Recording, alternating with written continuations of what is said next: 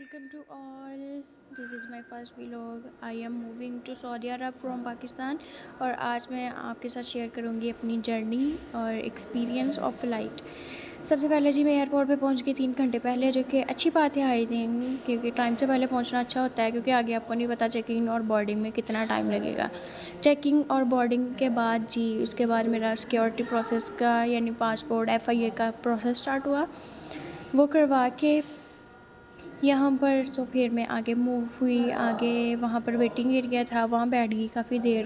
اور آپ کو پتہ ہے جب آپ کی فیملی بھی ساتھ نہ ہو، آپ کو پتہ ہے کہ آپ نے اب اس ملک سے چلے جانا ہے اور اتنے ٹائم بعد واپس آنا ہے، تو ٹائم جلدی نہیں گزرتا. اللہ اللہ کر کے ٹائم گزرا اور میں بیٹھی اپنی فلائٹ میں.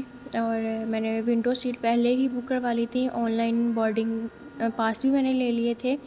اور یہ کیبن کرو بہت اچھا تھا اور بہت اچھی سروسز تھیں ان کی. میں نے اپنی سیٹ بیلٹ باندھی. اس کے بعد میں پنگے لینے تو مسٹ ہے نا، فلائٹ میں پنگے لینے لگ گئی کیونکہ ٹائم گزارنا تھا نا. ابھی تو ٹیک آف میں ٹائم تھا. اس کے بعد اس بھائی جان نے ہم کو ہینڈ فری دی جو کہ بڑی اچھی تھی.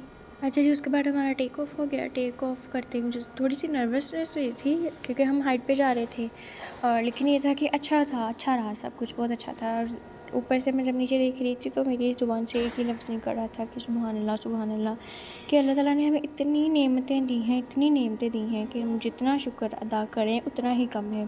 اور مجھے تو میری آنکھوں پہ یقین نہیں ہو رہا تھا کہ میں بادلوں کے اندر ہوں، بادلوں کے اوپر ہوں، اور اتنا کچھ، اتنی نعمتیں اللہ نے ہمیں دی ہیں. اور میرے ساتھ والی سیٹ پہ نا ایک آنٹی اور ان کا بچہ بیٹھا ہوا تھا. بچہ کی ہوگا 7-8 سال کا.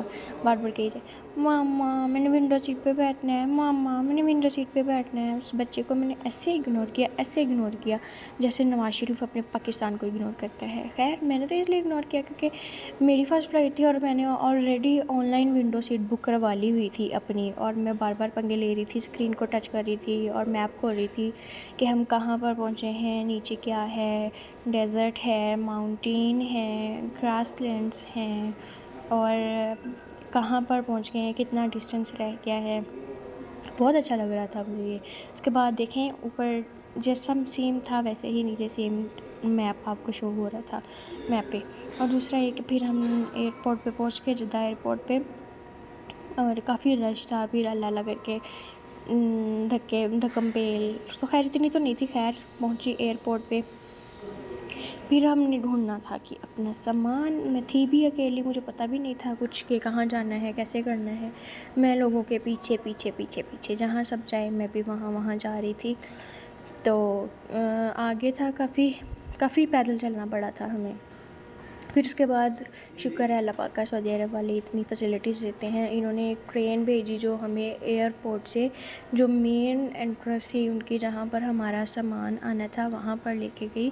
تو بہت جلدی ہم ودن 2 منٹ ہم وہاں پر تھے مین ہال میں. اور مجھے جلدی اس بات کی تھی کہ میں جلدی پہنچ جاؤں اور اپنا سامان کلیکٹ کروں، کیونکہ لگیج کلیکشن کے بعد میں نے اپنی دوبارہ سے بورڈنگ کروانی تھی، کیونکہ مجھے سیکنڈ فلائٹ پکڑنی تھی یہاں سے طائف کی.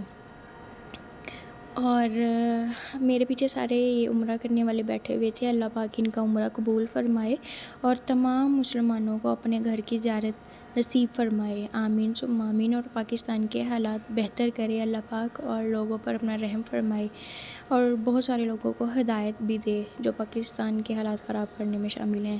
اور جی ہم پہنچ گئے. اب میں نے اپنا لگیج کلیکٹ کیا اور اس کے بعد میں نے اپنا ویٹنگ ایریا ڈھونڈا جہاں میری فلائٹ آنی تھی. میں نے البیک کھایا.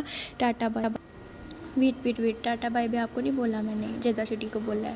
یہ جی چاند کو کیپچر کیا میں نے اپنے ویو میں. کلیئر نہیں تھا کیونکہ باہر سے ونڈو جو تھی آئی تھنک ڈرٹی تھی، گندی تھی، یہ کیا تھا جس وجہ سے نہیں ہوا. اور اس کے بعد میں نے لینڈ کیا طائف ایئرپورٹ پہ، اور وہاں سے ایک بس کے تھرو ہم مین ہال میں گئے اور میں پہنچ گئی. تھا میرا آل جرنی. اور بائے اللہ حافظ.